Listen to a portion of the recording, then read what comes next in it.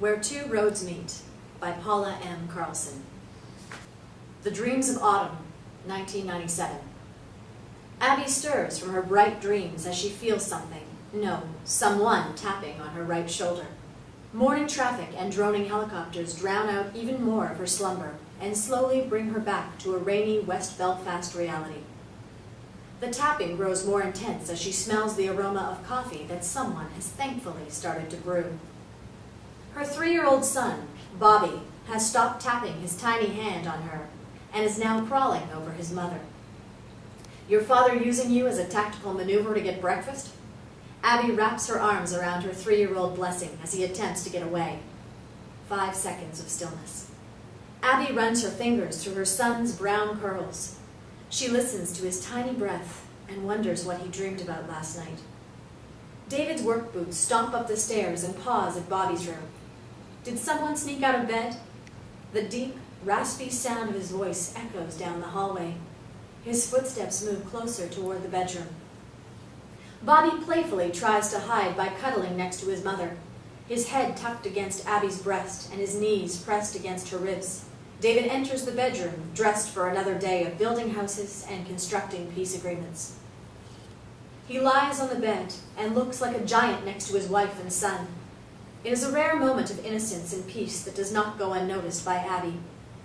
She looks at the man beside her, who used to be the boy that would kick her shoes in church. The young man who stole her heart is now the father of their 3-year-old son. David's blue eyes focus on his still drowsy wife as his hand moves up her bare leg. She brushes the dark strands of hair away from her face before she weaves her small fingers with David's. The flecks of gold in her cedar eyes taunt her husband. Hey, anyone home? Their lifelong friend Liam yells from the kitchen. You aren't having sex or anything like that, are you? They hear the refrigerator door open. 'Cause your father is here too, Abby, Liam yells again from the kitchen. A day off. I just wanted a simple day off. Is that too much to ask? Abby stares at the ceiling, looking for a tiny bit of sympathy.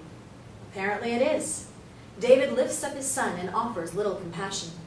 Can you fix those tiles in the bathroom for me today? He asks with a smirk on his face. Abby throws her pillow at David as he escapes into the hallway. She lies in thought, sacrificing a shower for a few more moments of sleep. She grabs David's pillow and attempts to make herself comfortable. Maybe she can have just enough time to fall back into her dreams again. Or maybe not, as she thought of those 4 in her kitchen alone caused her to throw the pillow aside and roll out of bed. She puts on a pair of jeans and runs her fingers through her hair. Downstairs, Bobby runs to Liam and attaches himself, via a hug, to his leg. New refrigerator security? He asks before picking up his 3-year-old godson. Bobby, you're getting more handsome every day. He places Bobby into a chair and returns to the refrigerator, looking around as if the secret of the universe is going to appear for him just between the milk and the butter. Morning, Dan. Liam. David turns on the TV, grabs a cup, and pours what he thinks will be his coffee. Dan nods without speaking to his son-in-law, his cup of tea to his lips. Abby enters the kitchen, her face fresh from a cold splash of water. David hands the cup of coffee to his wife without hesitation. What time did you get home last night? He asks as he pours himself another cup. After midnight, she says as she turns off the TV. Morning, Da. She gives her father a kiss on the cheek. I was listening to that. David gives a contemptuous look that goes unnoticed. Why so late, Abigail? His southern Irish accent noticeably different from the harsh edges of the Belfast accent that surround him. He takes a section of the newspaper that sits ready for David to read. One of the nurses couldn't make it in. Abby begins to peel an orange for her son, ignoring the fact that she has only slept a few hours after being in the emergency ward of the Royal Victoria Hospital for over 16 hours the day before. Abby, you didn't happen to make any lunch for me? Liam questions as he continues to stand in front of the open door. I guess the little fairies forgot to make it. Why don't you sit down, but get the eggs out first for me? Abby places the fruit in front of her son and maneuvers to grab the eggs from Liam. Little fairies? He sips his coffee. You want to wear the eggs, you smartass? Liam sits at the table and crosses his leg over his knee. His gray Converse have been a staple of his attire since Abby can remember. And Liam, Bobby can dress himself better than you. She points at Liam's shirt.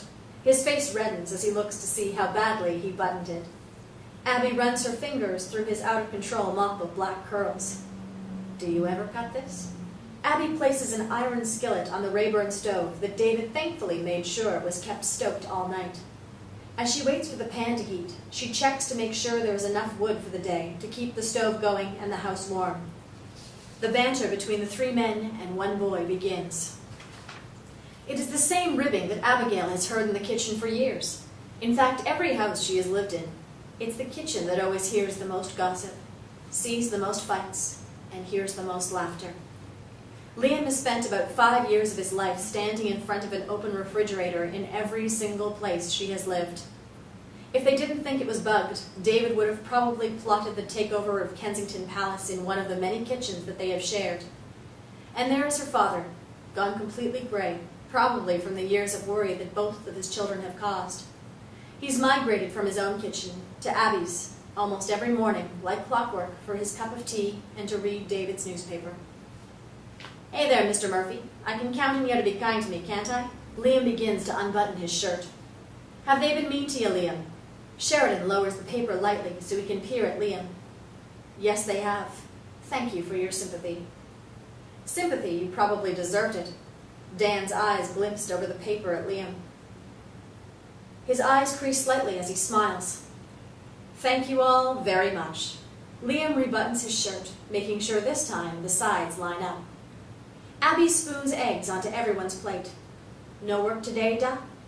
Abby sits next to her father and tries to get Bobby to get some of the eggs into his mouth. No, I thought maybe I would take yous out to lunch. Abby begins to eat some of her son's food. That'd be grand. Thank you. Can you make sure she showers first? David doesn't take his eyes off the paper as a sarcastic comment comes out of his mouth. Abby slides his plate toward him. Are you not hungry? David slides it back. Liam does not miss the opportunity and slides the plate towards himself. Cross hunger striker off your list of things to do in life. David, at least take it with you. David nods his head no. So, Liam, what rubbish have you written for the Telegraph today? Abby asks as she realizes she forgot to make any toast. Danny got arrested, he seems to say, while piling food into his mouth. Abby responds as she pours another cup of coffee and slides some bread into the toaster. What did he do? Transporting marijuana. Abby's dad is shocked. You mean Teresa's son? Marijuana? He folds his section of the newspaper and places it in front of David. That'd be him. Abby gives up trying to keep her son in his seat. She wipes his face, pats his bottom, and watches as he runs off. He used to hang out with Sean. Abby's sentence runs off with the mention of her brother, who has been in the bad graces of David for many years. David pushes his chair back and stands. See you later. He goes to the refrigerator and finds his lunch hidden away in a brown paper bag. You make his lunch? Liam crosses his arms. Abby crosses hers as well. He brings home a paycheck and he cooks. Better than you because the toast is burning, his father chuckles. Better than you because the toast is burning, her father chuckles. She grabs the smoldering toast and throws it into the sink. Shaking her head, she walks out of the kitchen to see David off to work. Busy day? David shrugs as he puts on his jacket. What Abby would like to say is, can you please skip work? Go straight to whatever secret meeting place you all sit in and command this war you're still fighting against the Union jacklevers. Come up with some goddamn solution so I don't have to worry about you getting blown up, shot, or maimed every single day. I am sick and tired of all this, and I want you to end it. What this translates to, think there'll be any good news? She knows this question treads on a very dangerous line as she looks at his construction boots. I hope the roofer shows up today. He smiles. Serious. She crosses her arms. I am being serious. It'll probably be late tonight, he says as he plays with the car keys. Can you do me a favor? Stop by and see Jimmy today. It is said more of a stern suggestion than a request to Abby. Sure. Abby agrees without question to spend part of her day off at the Maze prison. She is sure to be given information for David's use. 10 years of active IRA duty have placed him high in the ranks of the local brigade, but Abby does not know how high. With all the protection she sees lurking around their home, and within 100 meters of him at all times, she is pretty certain her husband is important. He is an enigma at all times to her. He always has been, and that is something that will never change. "Thank you," he says, as his hand reaches around her back and under her shirt. 5 years working construction and masonry have made his hands strong, but 10 years of fusing bombs and shooting guns makes them steady. He pulls Abby closer to him. The mix of cigarettes and cologne still proves intoxicating to Abby. "What are you doing later, Mrs. Connolly?" He smiles as he kisses her. "Jesus, do you two ever stop?" Liam rushes past the two of them and opens the door. "Thanks for breakfast." Liam is out the door with a wink to Abby. "Aren't you going to be late?" Abby grins at her husband. He kisses her once more and walks out the door. David's day usually begins examining his car, and Abby's as well, for any signs of explosive devices or tampering of any kind. It never pays to be careless, especially when you're on many people's hit list. To the neighbors, it's not out of the ordinary, and people would probably say something if he didn't check. The irony is that on the occasion that he has found a device, he simply cannot call the RUC. How do you explain knowing you're a target and the reason why you were checking in the first place? "Hello, RUC? Yes. I was checking the undercarriage of my car for explosive devices and I came across one. Could you dismantle it for me?" Second, not only to what he will be looking at, but how could he identify one? Why would he feel threatened? To muddy the waters even more, the device could have been planted by someone in the nationalist side that disagrees with the peace process. To have to deal with that even before you pull out of your parking spot is stressful, to say the least. Having to call one of your own engineers to come over and dismantle explosives for the undercarriage of your car is an awkward conversation. Warning the neighbors is also a bit unnerving as well. If Abby is home, he sends her a few blocks away and then he warns the neighbors. They are usually much appreciative, and thankfully there have been no incidents. Once that is complete, David drives off through the various security checkpoints to whatever construction site he is working on that day. The drive is spent either listening to the news or mentally going over whatever issues are at hand between daily operations or the peace process. This particular morning, however, he cannot stop thinking about Abby. Half tempted to turn the car around and seduce his wife, he remembers that her father is in their home. The relationship between Sheridan Murphy and David is understandably cordial. While he has never openly said he is against any violence, Sheridan married a British Protestant, and everyone quietly understands that Sheridan will not commit himself or his family to one side or the other of this war. The cold acceptance of David's request to marry his daughter reaffirmed his critical stance of David's chosen career path. Sheridan assumed, and David accepted the assumption, of his involvement with the Republican movement. It is never spoken of, but David catches the guilt sometimes in his tone and senses his want to ask questions. They tolerate each other is probably the best way to summarize their friendship. The movement, right. David remembers he has to stop by a safe house sometime today to get some information on an intelligence find in a garbage dump in Dundalak last week. He quickly pushes his lusting thoughts of Abby aside and continues his short drive to a construction site in Lenadoon. Abby listens as her father keeps Bobby's attention while they sit in the park not far from their home.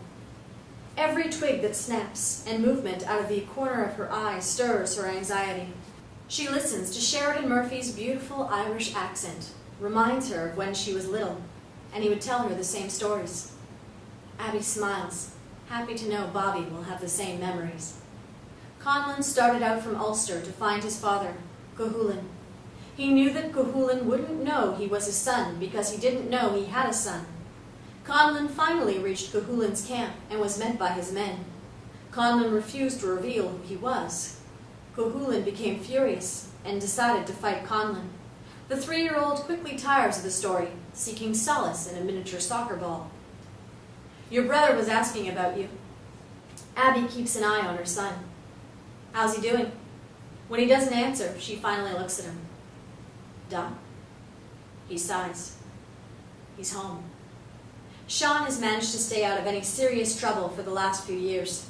He's been in rehab twice since David beat a warning into him after Samuel's death. He moves from odd jobs to sleeping on friends' couches with intermittent trips home. Maybe this time he really is serious, wants to make something of himself. Abby knows he's made mistakes, big mistakes, but feels he shouldn't be punished for the rest of his life. Abby curls her knees closer to her as the sun disappears behind some clouds. He have a job? He says he wants to start university. He was tired of working in Manchester and decided to come back for a while. She picks up Bobby's coat. Can you grab him for me? As her father chases down the 3-year-old, Abby continues. Did he wear out his welcome in Manchester? Abby and her father attempt to keep the toddler still long enough to put on his coat. He seems serious. Abby gives up and lets him run off. He'll move back in with you? Well, he'd certainly not be welcome in your home. Abby doesn't move. She just stares at her father. Abigail, you know what I meant. I'm sorry. I also figured it best if you tell David. I didn't want to say anything at breakfast. Thanks for the courtesy, said Abby. Abby stares off at nothing. Would you be able to keep an eye on Bobby for me this afternoon? I have to run an errand. It'll just be easier. Bobby finally stays still for a minute in his mother's arms. Of course. I'll have lunch for you when you get back. Well, Abby knows that going on a prison visit isn't as terrifying as it was over a decade ago. Being sexually molested by the eyes of the screws and prisoners alike isn't something that she is very fond of. Being a mule for information is something else she could live without. While the degrading searches of the visitors have improved greatly since the 1980s, Abby is no fool to know that the screws know who she is and that she is watched as much as the prisoners. Often, she thinks how lucky she is that David has not been imprisoned. She has heard the horror stories of being in one of Her Majesty's prisons. The mental torture from both the warders and yourself has driven many men and women to the brink. She knows David is tough. Mentally, he could survive in any prison, she's certain. Physically, he'd have to worry about other prisoners. All the prison does is take the war on the streets and put it in a closed cage. Once Abby is through security, she is taken to a row of doors in a sterile hallway. Inside the doors is the prisoner, with a screw watching closely through a window. Today, she is to see Liam's father and Jimmy Kennedy. The door opens and inside sits Liam's father. He immediately stands and welcomes Abby with a warm hug. He is a bear of a man, twice the size of Liam.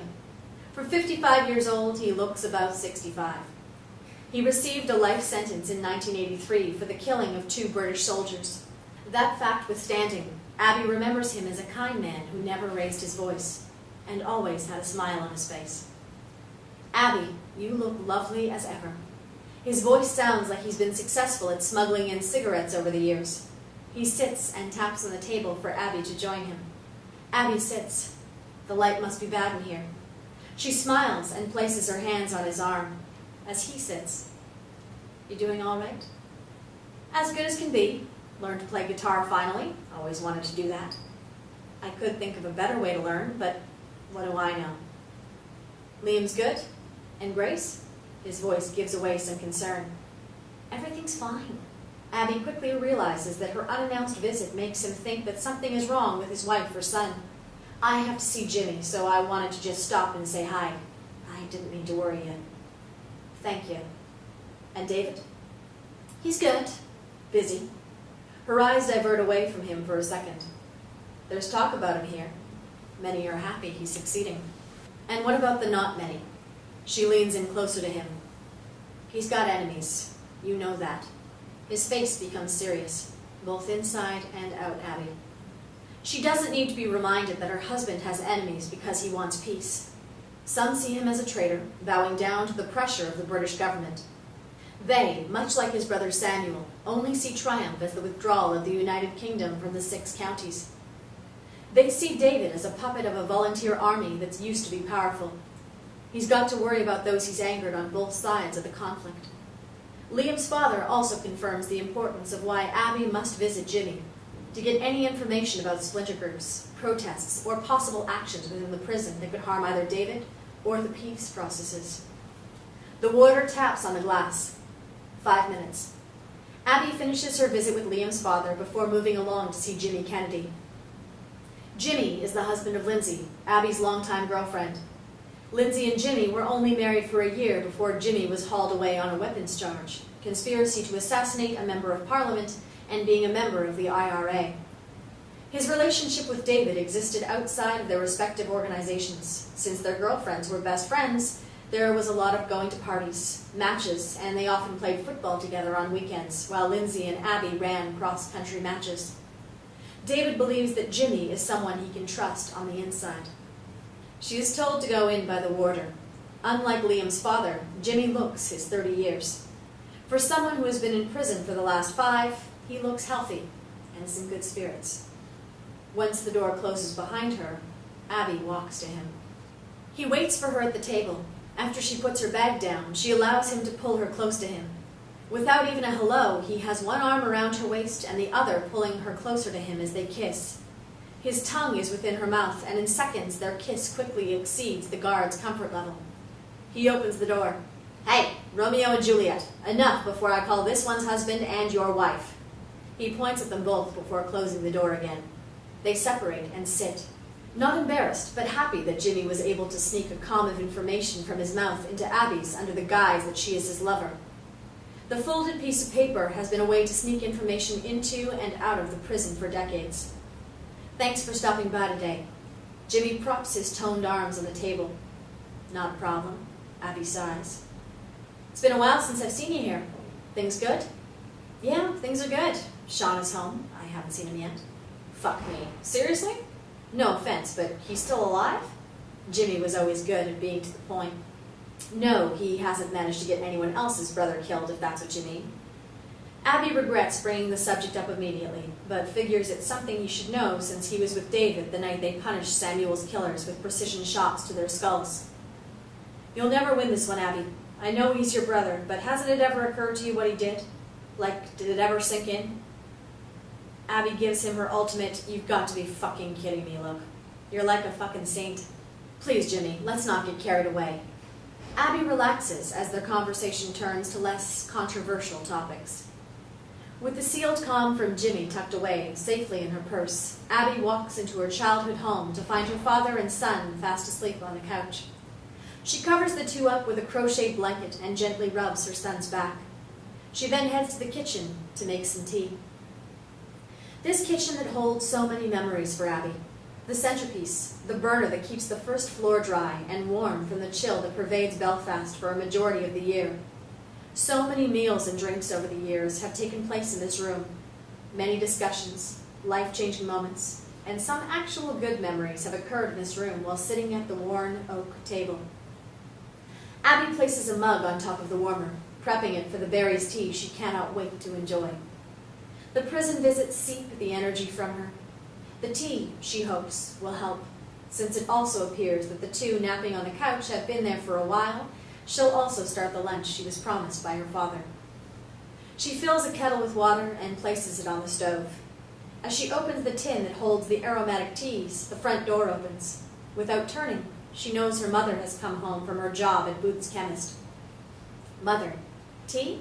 she asks without turning around. Abby doesn't wait as she removes a bag of black Ceylon for her mother. "Well, this is a surprise." Beth's British accent fades off at the end of her sentence. Her mother places her coat on the back of the chair before washing her hands. "You know your brother is home." She removes a cup of tea from the cupboard and places it next to Abby. "Da told me this morning." Abby turns and faces her mother before walking to the refrigerator to begin the search for ingredients to make sandwiches. She finds lettuce, tomatoes, and cheese. "You tell David?" Her mother takes a loaf of fresh bread that Sheridan bought and prepares to slice it for the sandwiches. She rolls up one sleeve and stops before rolling up the next to wait for Abby to answer. He probably knows already. The air is filled with cordial attitude as the two begin to prepare lunch. Just as the water comes to a boil, Abby hears a car door close outside the house. She pauses until she hears footsteps on the porch. The door opens. "Are you pretending to be asleep?" What did I tell you about that? David speaks in a hushed tone to Bobby. Should I expect Liam as well? Seems like this is a popular place today. Abby's mother takes the water off the stove. Abby greets David in the hallway. I saw your car here. Do you have any money on you? David peers over Abby's shoulder toward the kitchen. Let me get my purse. David follows Abby back into the living room. She opens her purse, removes her wallet, and pulls out a few bills for David, with the com from Jimmy tucked in between 5-pound notes. Is that enough? David kisses her on the forehead and tucks the money in his shirt pocket. Thank you. Saves me a trip to the shops. I'll be home late tonight. He turns and looks at Bobby, who is still pretending to be sleeping. He walks towards his son and his sleeping father-in-law. Bobby kicks his grandfather awake by accident. Sorry, Dan. David pats his son on the behind and then messes his hair about. Be good for your mom. Your tea is ready, Abigail. Abby's mother waits in the kitchen. You hungry? Abby sits next to Bobby. No, I've got to get back. The three watch him leave without a word. Abby tries to concentrate on an article the head doctor of the emergency department gave all the nurses to read. As she begins the first paragraph for the first time about advances in spinal trauma, she hears Liam's steps come up onto the porch. 2 knocks, and he opens the door. Abigail. Liam kisses the top of her head as he walks past her toward the refrigerator. Liam. Abby greets him as she slides the article aside. The fact that Liam and David are so opposite still makes Abby smile. Liam, possibly mimicking the writer he has always wanted to be, always appears to be in some state of dishevelment. His steel eyes and the wild mop of black hair suit the man who thankfully outgrew his shyness. I see Sean's home. Want a beer? She shakes her head yes. I'm probably the last one to know. My dad told me this morning. Lover boy out late tonight? He slides a chair closer to Abby and hands her the beer. How was your day off? Went to the park with my dad and Bobby. Then I stopped by the maze. Saw your dad. He looks good. I stopped to see Jimmy as well. I mean, I appreciate it, but Abby. Liam. She zippers up her hooded sweatshirt. He leans in toward her. I understand you wanting to help David. Want? You think I have a choice? She takes a drink of the beer and averts her eyes. Bobby, who was in bed, patters into the kitchen. Mommy, he says quietly as he climbs into Liam's lap. I thought you were sleeping, little man. Liam wraps his arm around his godson. Do you want me to read you another story? Abby removes the single sock remaining on her son's feet. He quietly says, no. Liam, and puts his head on Liam's chest. Abby smiles at both of them. Liam leans forward with Bobby. How about a kiss for your mom? Bobby gives Abby a kiss and a gentle pat on her face before leaning back into Liam. What story should we read? He stands and leaves the room conversing with the 3-year-old about giants. Abby sips her beer and wonders what could have been. They've always been close friends, despite the fact that Abby realizes she's taken him for granted most of her life. He could have, no, should have walked away a long time ago. But he has remained a loyal friend and a true friend to her. Lately, David's growing absence makes her want to curl up next to Liam, feel a warm embrace, and talk about nothing. But if there had been a Liam and Abby, there would be no Bobby, at least one who has big brown eyes and currently believes in dragons. The love that was born the second she heard his very loud cry when he took his first breaths is overpowering at times. Abby finishes her beer, stands, and turns on the radio. She looks through the refrigerator for something to make for dinner, her head lost in her thoughts and in the vegetable drawer. She doesn't hear Liam come back downstairs until he turns up the radio. Jesus! She hits her head off a shelf. Make some noise next time. Sorry, he's sound asleep again. How do you feel about leftover Chinese? Before she turns around, she feels Liam's presence very close to her. Yes? She turns to find Liam directly behind her. Forget about dinner. He places his hand on her arm. She releases herself from Liam's soft grip, takes one of the bottles from the counter and walks past him to the table. She sets the beer down, but does not sit herself. While most of the time, Abby and David are more prone to be seen making passionate glances at each other, lately, David has been a powder keg of volatility. Instead of whispering words of love into Abby's ear the other morning, Liam caught David with Abby pinned against the wall, his powerful hands squeezing her arms, and his jaw clenched in anger as he reprimanded her about something. There was no yelling. In fact, his quiet tone is often more damning and deadly. Liam takes a few steps and stands behind her.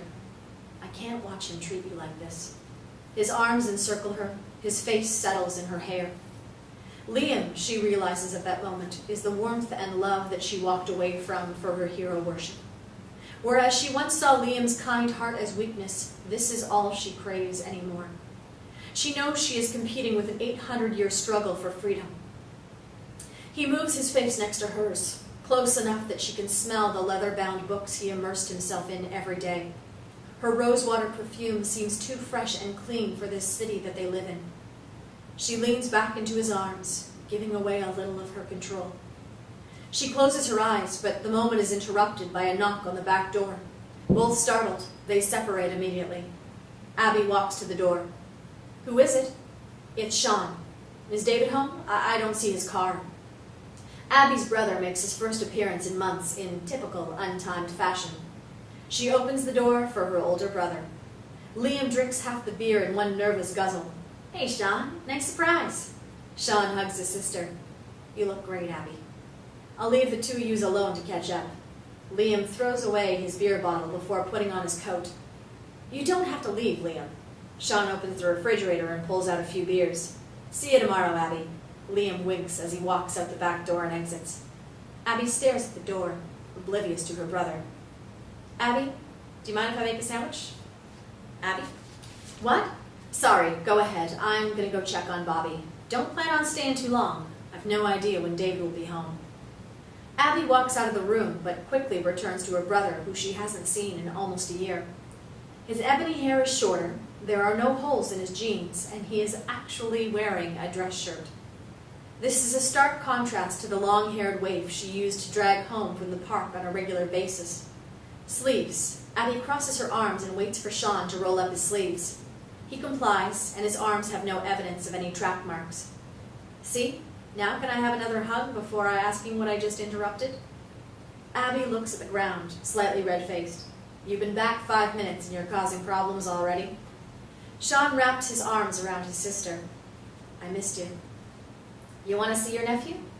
She takes him by the arm and leads him through the living room. You wake him up and I will hurt you. Motherhood hasn't softened you a bit. Sean places his arm around his sister. Is it too soon to ask again what I interrupted with you and Liam? You didn't interrupt anything, she says as she trips over the first step. Sure. Outside in the smoky autumn night, Liam pauses for a moment, but quickly begins his walk to the car again. Once inside, he presses the clutch and starts the car. He looks to the rearview mirror without moving his head.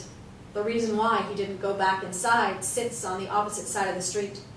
A shadow sits in a car. The red dot of a cigarette is seen and then disappears. Nothing out of the ordinary for the Connolly house. David's hired protection is on duty.